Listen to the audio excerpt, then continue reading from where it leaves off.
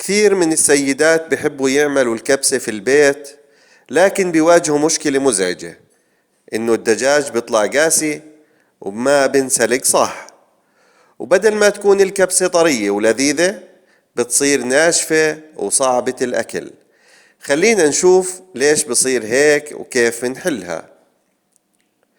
المشكلة الأساسية إنه الدجاج ما أخذ وقت كافي على النار، أو الحرارة كانت عالية جدا، والنتيجة إنه بيغلي بسرعة من برا لكن من جوا بضل قاسي. وهذا خطأ شائع في المطابخ، خصوصا مع الكبسة اللي بتحتاج وقت وصبر.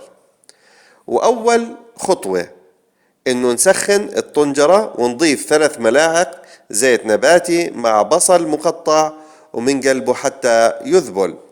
وثاني خطوة منضيف قطع الدجاج مع البهارات الأساسية اللي هي أوراق الغار، اللومي، القرنفل، بهارات الكبسة، الفلفل الأسود والملح.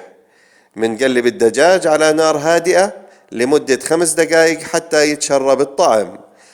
بعدها منضيف لتر ماء ومنتركه يغلي.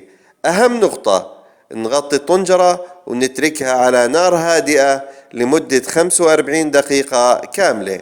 بهاي الطريقة الدجاج بنسلق من جوا ومن برا وبيطلع طري ولذيذ وجاهز للخلطة. جربوا هالخطوة وبتلاحظوا الفرق الكبير. الدجاج بيطلع طري، الكبسة بتكون ناجحة، والطعم بيشبه المطاعم الخليجية الأصلية.